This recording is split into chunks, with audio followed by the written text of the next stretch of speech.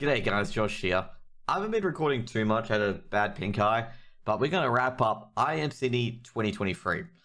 And first off, I'm going to say, FaZe won an amazing event, despite the fact that I reckoned they were going to be the shock exit. But in fact, my second place pick, which is Vitality, was the shock exit pick to begin with. Anyways, we're going to go through all the results.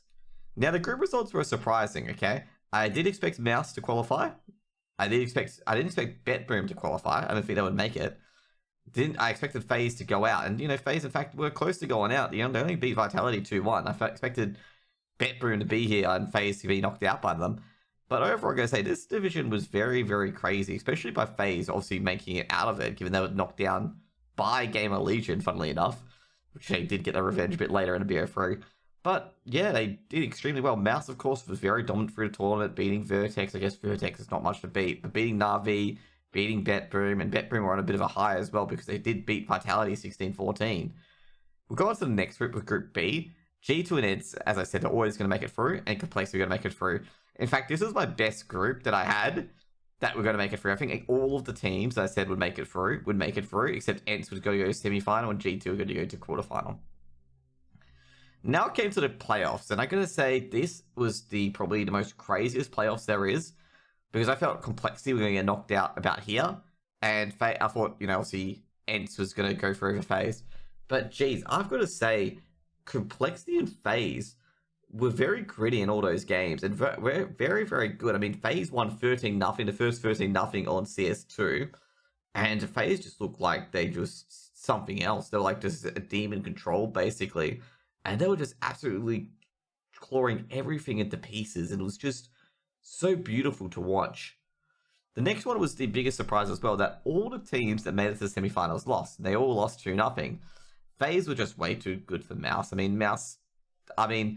felt like it was for most of Mouse players the first time they're playing on the stage, and also not to mention as well, they were playing with a stand-in next year's, who literally got there a day before they started playing, just an FYI. So it was a bit of jet lag, so I'm actually very, very impressed, and he absolutely kinged the group stages.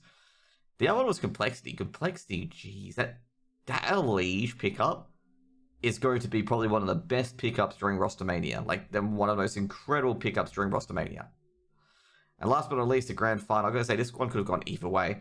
But I've got to say, FaZe, I'm not surprised that they won in the end. They're the most grittiest and most grinding out teams. They will grind out wins out of nowhere. Karrakin's crowd influence was very, very important. But basically, Complexity, they didn't matter if the crowd was booing them or cheering for them. They just got the job done. I mean, in the G2 game, for example, they were getting booed a lot because obviously JKS. But they just didn't let the crowd, let them down or anything like that. They just did their stuff.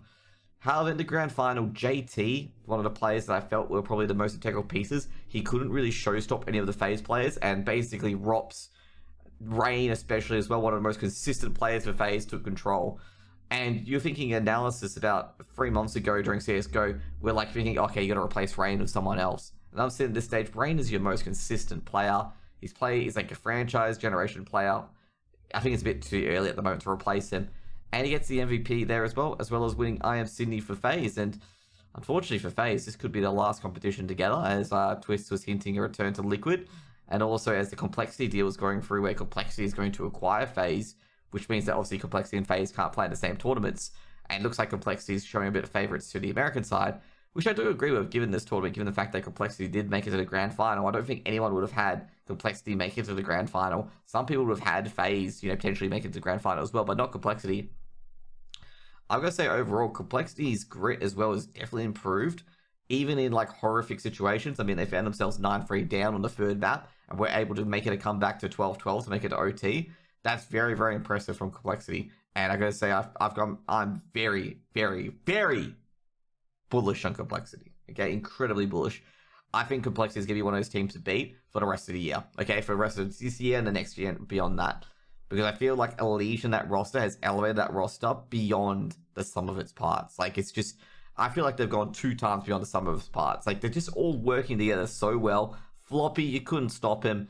Elige, great as per usual. And GT is just really grown as an IGL. Now for FaZe, this is a big, big win for them. But it really sucks that they're all going their separate ways. I mean, Brokey showed up. That was great.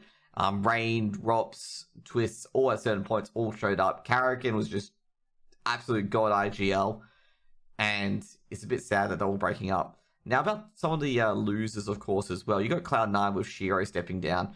Cloud9 really performed awfully at this tournament. As I said, I didn't think they would make it very far. They didn't. Being about complexity, funnily enough. I was going to say this about Cloud9.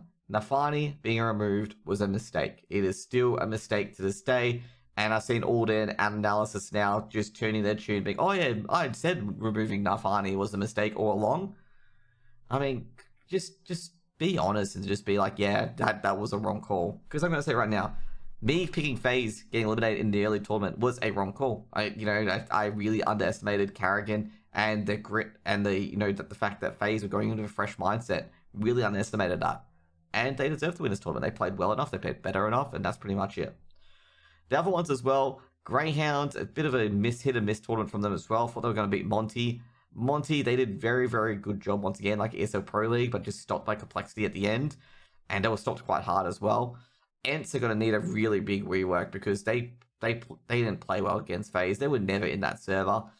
And that's, like I say, that's pretty much it with the tournament with teams that, need a bit of a review. I actually forgot one. Vitality. They got a big reality check there. I mean, that was a really poor tournament from them overall. Really, really poor.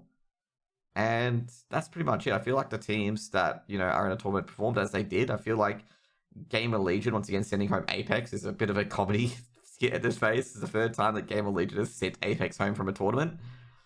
But I think overall, the teams that were in here just performed as I expected them to perform. I don't think need any big changes yet. As I said, only just Vitality, I would say. Would probably need some ranging changes because this is an absolute horrible drop in form from Vitality. Anyways, guys, hope you guys enjoyed my quick wrap-up. See you guys later. Have a good one. Bye.